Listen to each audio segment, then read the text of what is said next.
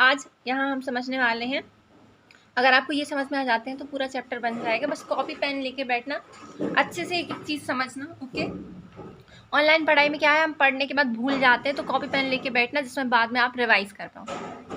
सबसे पहले प्राकृतिक संख्या, नेचुरल नंबर क्या होते हैं, तो 1 से लेकर अनंत तक, 1 2 3 4 5 6 से लेकर अनंत तक जो संख्याएं हैं, इन्फिनिटी तक, तो उन्हें हम बोलते हैं प्राकृतिक संख्याएं। उसके बाद हम पढ़ेंगे परवर्ती संख्याएं। परवर्ती संख्या मतलब एक बाद का, जैसे कि अगर हमने यहाँ लिखा 16, तो 16 के एक बाद क्या आएगा 17, मतलब इसमें एक जुड़ जाता है। परवर्ती संख्याएं मतलब पूर्ववर्ती संख्या है मतलब एक पहले का, जैसे कि अगर हमने यहाँ पे 16 लिया तो 16 के पहले क्या आ जाएगा 15। ओके, अब हम समझेंगे होल नंबर क्या होते हैं, पूर्ण संख्या क्या होती हैं। तो प्राकृतिक संख्याओं में यदि हम शून्य को भी जोड़ दें, मतलब शून्य 0 भी इंक्लूड कर लें, तो वो बन जाती है पूर्ण संख्या। ओके, 0 1 2 3 4 5 से लेकर अनगिनत तक की जो संख्याएं हैं वो कहलाती हैं पूर्ण संख्याएं। अब हम समझेंगे नंबर लाइन या फिर संख्या रेखा क्या कहलाती है। एक ऐसी रेखा जिसमें बीच में 0 हो और 1 2 3 4 5 6, तो अभी हमें यहाँ पर पूर्ण संख्याएं पढ़नी है, सिर्फ और सिर्फ पूर्ण संख्याएं ये हैं, इन्हें हमें संख्या रेखा पर दर्शाना है। तो 0 से लेकर अनगिनत तक की संख्या जब हम एक रेखा पर दर्शाते हैं तो उसे कहते हैं हम संख्या रेखा या फिर नंबर लाइन। अब हम पढ़ेंगे समवर्त नियम या फिर क्लोजर प्रॉपर्टी। क्लोजर प्रॉपर्टी क्या कहती है कि जब हम एक पूर्ण संख्या से दूसरी पूर्ण संख्या को जोड़ेंगे तो जो हमें उत्तर प्राप्त होगी वो भी एक पूर्ण संख्या होगी। जैसे कि अगर हम यहाँ 2 में 4 को जोड़ें तो हमें जो उत्तर प्राप्त होता है वो 6 है। तो 2 और 4 का जोड़ 6 है, 2 भी एक पूर्ण संख्या है, 4 भी एक पूर्ण संख्या और 6 भी एक पूर्ण संख्या है। आगे हम पढ़ेंगे क्रम विनिमय नियम या फिर कम्युनिकेटिव प्रॉपर्टी। ओके, क्रम यहाँ पर जब हम क्रम को बदल देते हैं तो भी उत्तर हमारा समान आता है। ओके, ए को बी से प्लस करो या बी को ए से प्लस करो, जो आंसर आएगा वो हमारा सेम आएगा। ए का मल्टीप्लिकेशन बी में करो या बी का मल्टीप्लिकेशन ए में करो, जो आंसर है वो हमारा समान आने वाला है। ओके, बात समझ में आ रही है। एग्जाम्पल के लिए 2 को हम 4 में जोड़ते हैं या 4 को हम 2 में जोड़ते हैं, आएगा 6। 2 का गुणा हम 4 में करते हैं या 4 का गुणा 2 में करते हैं, आएगा 8। ओके, तो ये क्रम विनिमय नियम धन में और गुणा में बस एप्लीकेबल है, सिर्फ और सिर्फ धन और गुणा में है। ऐसा नहीं कि यहाँ आप बीच में माइनस लगा दोगे तो आएगा, नहीं, माइनस और भाग के लिए ये नहीं है। ओके, अब हम पढ़ेंगे सहचारिता नियम या फिर associative property. Okay, associative property क्या बोलती है, ये बोलती है कि बी और सी को पहले जोड़ लो बाद में ए को जोड़ो, या फिर ए और बी को पहले जोड़ लो बाद में सी को जोड़ लेना, तो इन दोनों का जो आंसर आएगा वो सेम आएगा। एग्जाम्पल, 2 + 3 + 4 बराबर 2 + 3 और बाद में हम प्लस कर देंगे 4 को। 3 और 4 7 और 2 9, 2 और 3 5 और 4 9। ओके, सेम यहाँ पर जब 2 का गुणा हम इन दोनों का उत्तर भी सेम आएगा, आप इसे करके देख सकते हैं। ओके, 3 चौके 12, 12 दूनी 24, 3 दूनी 6, 6 चौके 24। तो उत्तर है जो हमारा जो आंसर है वो दोनों केस में क्या आ रहा है, सेम आ रहा है। ओके, अब हम पढ़ेंगे यहाँ पर 0 की क्वालिटी, 0 के गुण। जब हम किसी भी संख्या में 0 को जोड़ देते हैं तो जो आंसर है वो क्या आता है, सेम आता है। जैसे कि 0 + 5 तो आंसर 0 आएगा, मतलब 5 आएगा। अगर हम ए में से 0 को माइनस करें तो जो आंसर है वो ए आएगा, जैसे 5 - 0 तो आंसर 5। एक बात यहाँ ध्यान रखने की, जब हम 0 में किसी भी चीज़ का गुणा करते हैं तो जो आंसर है हमारा वो 0 आ जाता है। जैसे 5 × 0 तो आंसर आएगा 0। ऐसा क्यों हुआ, क्योंकि जो 0 का जो पहाड़ा है, जो टेबल है वो है 0 × 1 = 0, 0 × 2 = 0, 0 × 3 = 0, 4 = 0, मतलब 2, जैसे 2 की दुनिया में 2 दूनी 4 दूनी 8 आता है, ऐसे 0 की दुनिया में सिर्फ 0 ही आता है। तो 0 से जब किसी भी चीज़ का गुणा होगा तो 0 ही आएगा। ओके, एक और चीज़, जब हम 0 से किसी को भी भाग करते हैं तो हमारा जो आंसर है वो आता है अपरिभाषित, या फिर अगर आप कैलकुलेटर में करेंगे तो उसमें लिख जाएगा त्रुटि।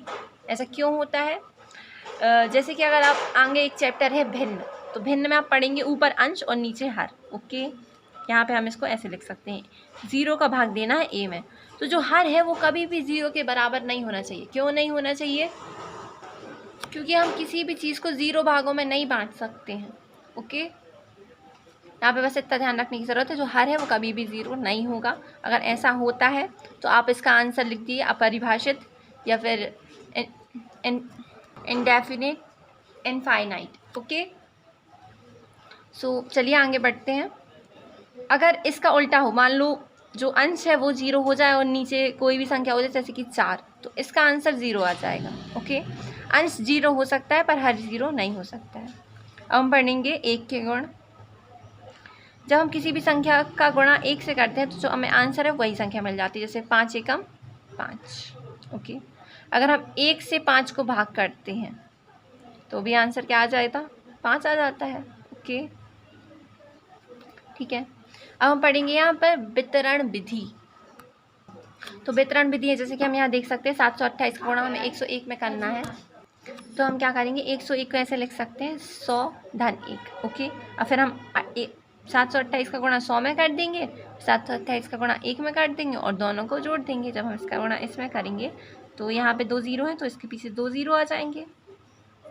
अब बस इनको जोड़ लो, हमारा आंसर आ जाएगा। अब हम देखेंगे प्रतिरूप क्या कहलाते हैं। जैसे कि 10 है तो 10 को हम कैसे लिख सकते हैं 5 + 5, और यहाँ पे 10 को हम कैसे लिख सकते हैं 7 + 3। तो ये दोनों आपस में क्या है, प्रतिरूप हैं, क्योंकि जो आंसर है वो कितना आ रहा है, आंसर तो 10 ही आ रहा है। ओके, एक और चीज़ यहाँ पे जो क्वेश्चंस में हमें मिली है वो है बीच की पूर्ण संख्या बताओ। जैसे कि अगर हम बोलें कि 10 और 5 के बीच कितनी पूर्ण संख्याएं हैं, तो 10 और 5 के बीच 6 7 8 9 4 पूर्ण संख्याएं हैं। तो अब हम इसे निकालेंगे कैसे, हम क्या करेंगे 10 में से 5 को माइनस कर देंगे तो आंसर आएगा 5, और एक कम मिल रही है हमें, यहाँ देखो 4 मिल रही है, अंतर तो 5 आ रहा है लेकिन मिल कितनी रही है 4, तो हम इसमें से क्या कर देंगे 1 माइनस कर देंगे। जैसे कि अगर मान लो बोला है कि 20 और 10 के बीच कितनी पूर्ण संख्या है, तो हम क्या करेंगे 20 में से 10 को माइनस कर देंगे तो आ जाएगा 10, पर 10 पूर्ण संख्या नहीं है, अभी इसमें से भी 1 माइनस करना है। इनके बीच में पूर्ण संख्या 9 है, चेक कर सकते हो। जैसे कि बीच की है तो आजू बाजू के जो हैं वो काउंट नहीं होंगे। ओके, 11 12 13 14 15 16 17 18 19। ओके, ये हो गई 9 संख्या। क्या करना है, हम उसमें जो बड़ी संख्या है उसमें से छोटे को घटाना और फिर उसमें से 1 माइनस कर देना है। ओके, चलिए अब हम इसका क्विक रिवीजन करते हैं। मैं यहाँ पर कॉपी यूज़ नहीं कर रही हूँ, गाइड में ही बता रही हूँ, क्योंकि बच्चे देखते नहीं हैं फिर वीडियो बड़ा हो जाता है। तो मैंने जो की पॉइंट थे, जो मेन टॉपिक थे वो आपको समझाती हैं, तो आई होप अगर मैं गाइड से भी बता रही हूँ तो आपको अच्छे से समझ में आएगा। सबसे पहले हम देख लेते हैं कि अगली 3 प्राकृतिक संख्याएं लिखिए। अगली मतलब आगे की, जब हम आगे की संख्या लिखेंगे तो हम इसमें क्या करेंगे 1 जोड़ देंगे, 1 जोड़ देंगे तो ये मिल जाएगा, इसमें 1 जोड़ देंगे तो ये मिल जाएगा, इसमें 1 जोड़ देंगे तो ये मिल जाएगा। सेम यहाँ पे है, ठीक पहले मतलब आगे। ओके, जैसे कि अगर हम यहाँ पे देख लें, एक सिंपल एग्जांपल लेके हम यहाँ करते हैं। ओके, जैसे कि मान लो यहाँ पे हमने सिंपल लिया 20, तो इसके पहले मतलब इसके आगे की, पहले की और इसके बाद की। ओके, बात समझ में आ रही है। तो बाद की जो संख्या आएगी उसमें जुड़ जाएगा 1, और जो पहले की संख्या है उसमें 1 घट जाएगा। सेम यहाँ पे करना है, थोड़ी सी संख्या बड़ी है लेकिन जोड़ना ही है आपको, आई होप जोड़ना आते ही होगा, बचपन से सिखाया है। सबसे छोटी पूर्ण संख्या कौन सी है, सबसे छोटी पूर्ण संख्या 0 है, क्योंकि पूर्ण संख्या 0 से स्टार्ट होती हैं। 32 और 53 के बीच कितनी पूर्ण संख्याएं हैं, तो अभी हमने बताया था इसे कैसे सॉल्व करना है। तो हम क्या करेंगे 53 में से 32 को क्या करेंगे, 32 ही है ना, इसे माइनस कर देंगे। तो सबसे पहले हम माइनस करेंगे तो हमें 21 आएगा, फिर इसमें से 1 कम करना है तो हमारा आंसर आ जाएगा 20। ओके, फिर निम्न के परवर्ती लिखिए। परवर्ती मतलब कि एक बाद की संख्या निकालने के लिए हम इसमें सब में 1 जोड़ देंगे। ओके, यहाँ पे बोला है निम्नलिखित की पूर्ववर्ती लिखिए, हम इनमें से 1 घटा देंगे। संख्याओं के निम्नलिखित युग्मों में से प्रत्येक के लिए संख्या रेखा पर कौन सी पूर्ण संख्या अन्य संख्याओं की बाईं ओर चिन्ह का। हाँ, तो इसके लिए मैं एक आपको ट्रिक बता रही हूँ। ओके, सबसे पहले आपको क्या ध्यान रखना है कि ये जो साइन है, बस एक छोटी सी बात याद रखनी कि ये जो साइन है इसे अच्छे से देखो।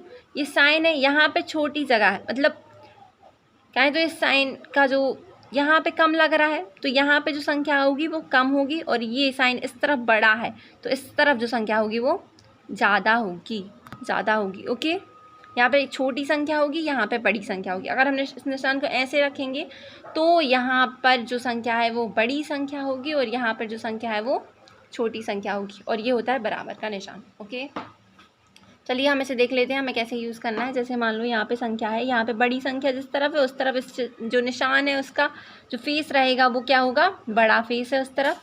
530 बड़ी है, ओके, तो बड़ी है तो इसका जो इस निशान का जो फेस है वो क्या है, बड़ा है इस तरफ, और ये संख्या छोटी है इस तरफ। कितनी दी है यहाँ, 503।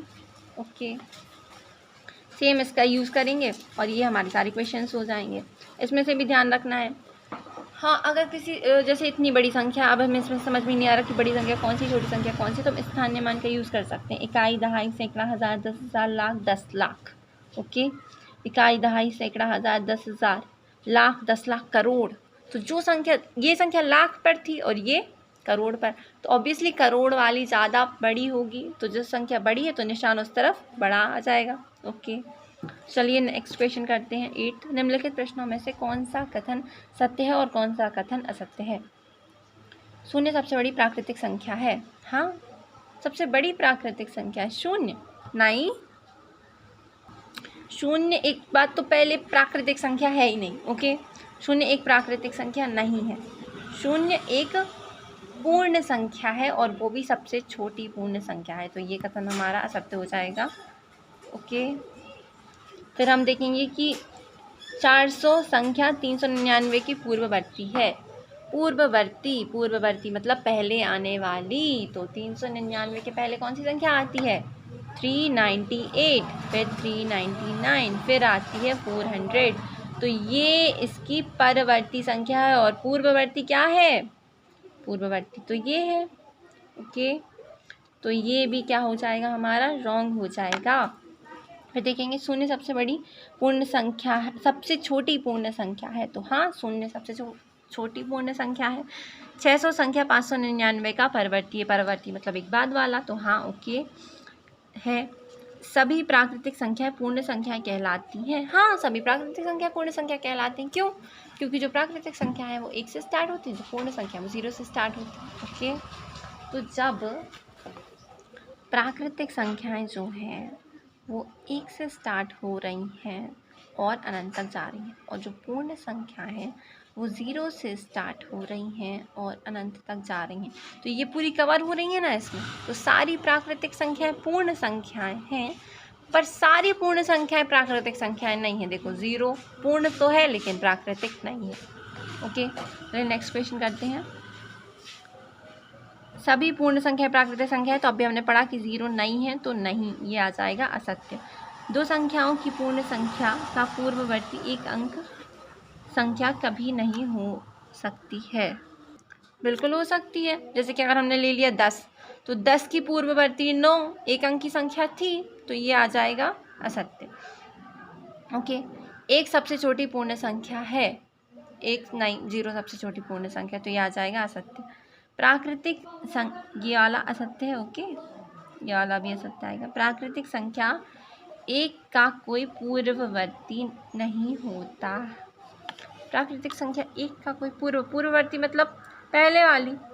हाँ, तो प्राकृतिक संख्या, हाँ, प्राकृतिक नहीं होगा क्योंकि जो 0 तो पूर्ण है। हाँ ओके, ये आ जाएगा सत्य, ये आ जाएगा सत्य है। ठीक है, कैसे सत्य है, मान लो हमने प्राकृतिक संख्याएं तो 1 से ही स्टार्ट होती है ना, तो अब इसका पूर्ववर्ती लेंगे तो पूर्ववर्ती तो 0 आ जाएगा। 0 तो प्राकृतिक संख्या है ही नहीं ना, इसीलिए। चलिए आगे बढ़ते हैं। एक का कोई पूर्ववर्ती नहीं होगा, एक का कोई पूर्ववर्ती पूर्ण संख्या में होगा, 0 होगा। ओके, तो ये हो जाएगा रॉन्ग। पूर्ण संख्या 13 संख्याओं 11 और 12 के बीच में स्थित है। हाँ, पूर्ण संख्या 0 का कोई पूर्ववर्ती नहीं होता है, पूर्ण संख्या नहीं होता है, होता है पूर्णांक होता है, ऋण 1 आ जाएगा फिर वहाँ। 2 अंकों की संख्या का परवर्ती सदैव 2 अंक की संख्या ही होती है। नहीं, 99 की जो परवर्ती है वो क्या हो जाती है, 3 अंकों की संख्या हो जाती है ना, तो ये हो जाएगा असत्य। ओके,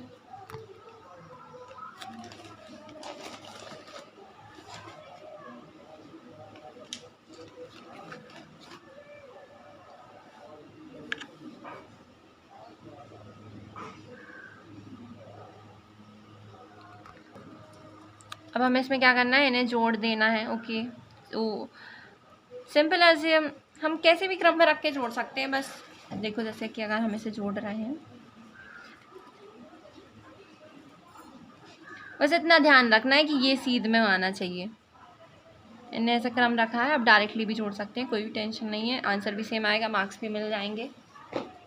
उपयुक्त क्रम में लगाकर इनका गुणनफल कीजिए। ओके, तो पहले हम क्या करेंगे, गुणनफल में उपयुक्त क्रम में हम इसलिए लगा रहे हैं क्योंकि ऐसा करना आसानी हो जाएगी थोड़ा सा। हम 50 का गुणा 100 में कर, मतलब 2 में कर देंगे तो ये हो जाएगा 100, और डायरेक्टली इसमें 2 जीरो है तो 2 जीरो इसमें आ जाएंगे। जैसे कि एक चीज़ ध्यान रखो, अगर आप लोग को नहीं पता है तो हम बता दे रहे हैं। मान लो अगर हम किसी भी चीज़ में 10, 100, 1000, 10,000 का गुणा करते हैं, जैसे कि मान लो 75 में अगर हमने 100 का गुणा किया यहाँ पे, तो 75 एकम 75, और यहाँ पे जो 2 जीरो थे 2 जीरो, ये डायरेक्टली कर देते हैं हम। ओके, एक और एग्जांपल ले लेते हैं। मान लो अगर हमने यहाँ पे 62 का गुणा किया 10 से, तो ये आ जाएगा, एक ज़ीरो पीछे आ जाएगा, जितने ज़ीरो पीछे रहते हैं वो आ जाते हैं। ओके, ये एक सिंपल ट्रिक है।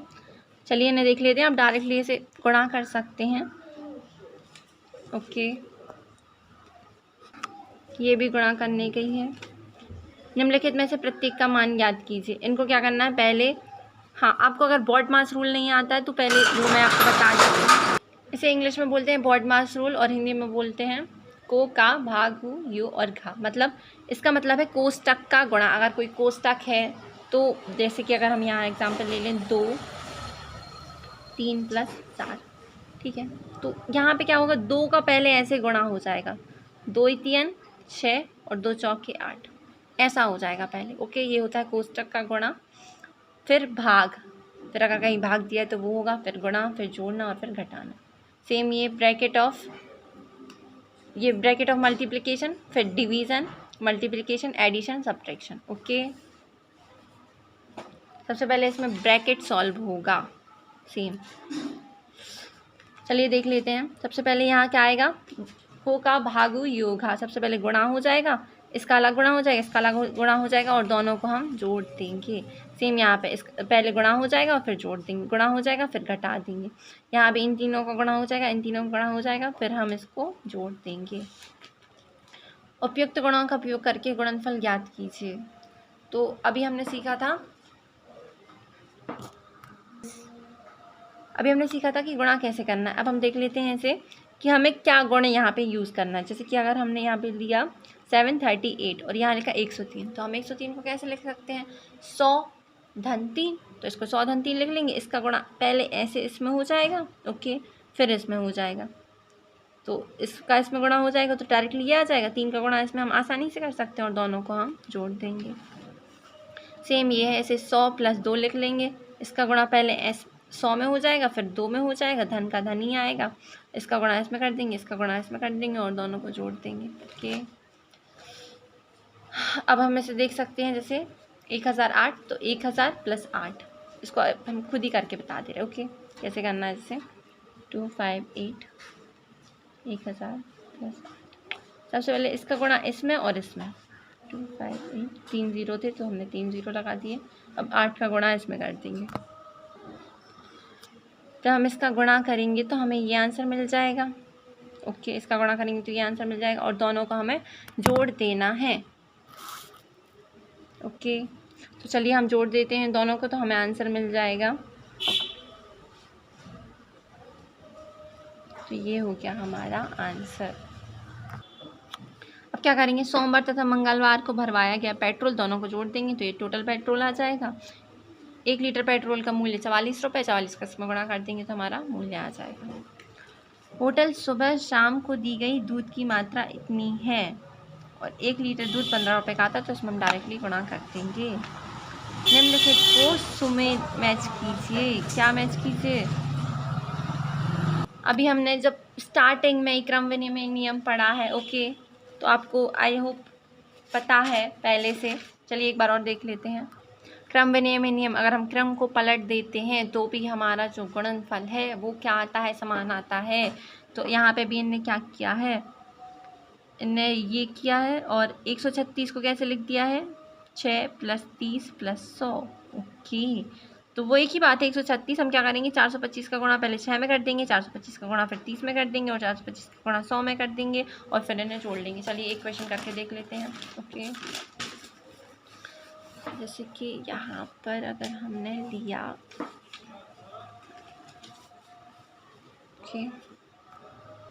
ओके 425 का गुणा पहले यहाँ फिर यहाँ फिर यहाँ।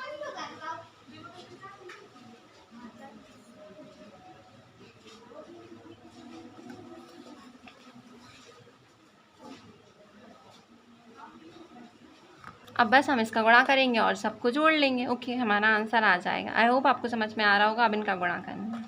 ओके, सेम इस क्वेश्चन में भी क्रम बदल दिया है, आंसर वही आएगा। सेम इस क्वेश्चन में जो क्रम है वो बदल दिया और आंसर सेम आएगा। ओके,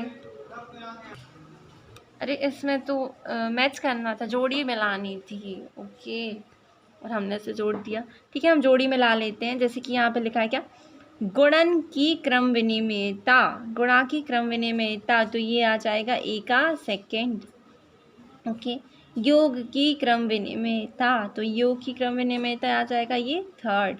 और योग पर गुणन का वितरण, योग पर गुणन का वितरण, तो ये सी का आ जाएगा फर्स्ट। ओके, ठीक है, मैंने तो इसे सॉल्व कर दिया था। ठीक है, अब देख लीजिए, यही आएगा आंसर।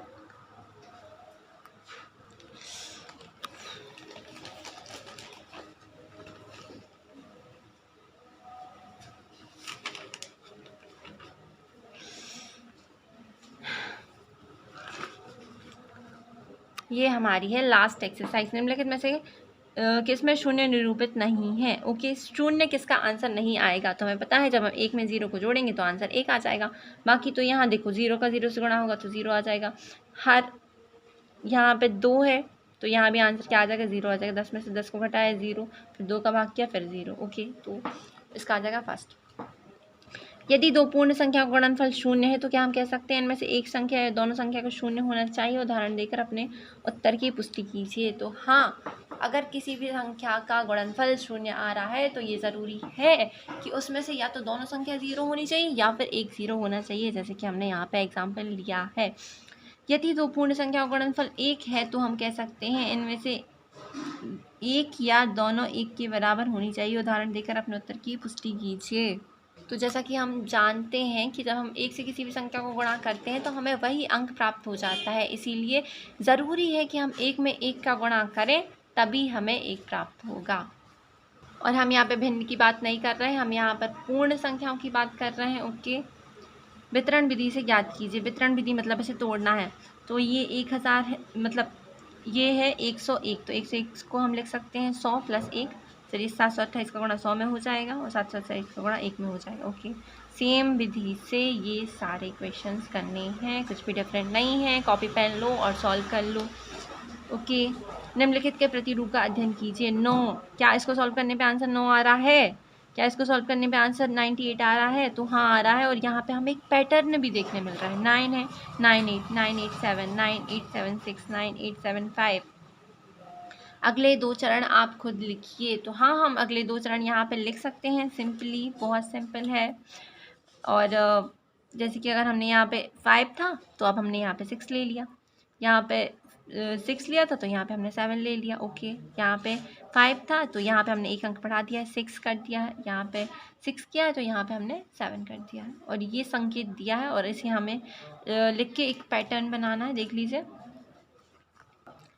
सेम पैटर्न है। 11 + 1 12 हो गया, फिर 111 + 11 + 1 तो ये हो गया 123। देखिए यहाँ पे कुछ पैटर्न देखने मिल रहा है हमें। ओके, तो ये हमने कर दिया। सेम एक पैटर्न हमें यहाँ देखने मिल जाएगा कि हम 8 क्या करेंगे, पहले गुणा करेंगे। पहले अभी हमने पढ़ा था को का भाग भी होगा, तो पहले हमारा क्या होगा, गुणा होगा। जब हम 8 का गुणा 1 से करेंगे और उसमें 1 जोड़ेंगे तो आ जाएगा 9। सेम यहाँ पे हमें 8 का गुणा 1 से करेंगे, बाद में 1 जोड़ेंगे तो आंसर आ जाएगा 9। बस हमें ये चेक करना है कि क्या है जो आंसर आ रहा है दोनों साइड का, क्या वो समान आ रहा है। ओके, 12 × 8 = 96 + 2 तो आ जाएगा 98। 11 और 1, तो सबसे पहले हम क्या करेंगे, कोष्टक का गुणा। ओके, तो 8 का गुणा ऐसे हो जाएगा, ऐसे हो जाएगा और फिर उसमें 2 जुड़ जाएगा। अब देख लीजिए, सबको बराबर में जो 2 चीज़ें हैं उन्हें सॉल्व कर लीजिए, क्या आंसर सही आ रहा है। सिर्फ जो सूत्र है जो अभी मैंने बताया था बॉड मास को कब भाग हुई होगा वही लगना है। Thank you so much for watching my video. ये क्विक रिवीजन था इसलिए मैंने गाइड से समझाया, क्योंकि मैं अगर कॉपी में समझाती तो वीडियो बहुत ज़्यादा बड़ा हो जाता और बड़ा वीडियो बच्चे देखते नहीं हैं। So thank you so much for watching my video.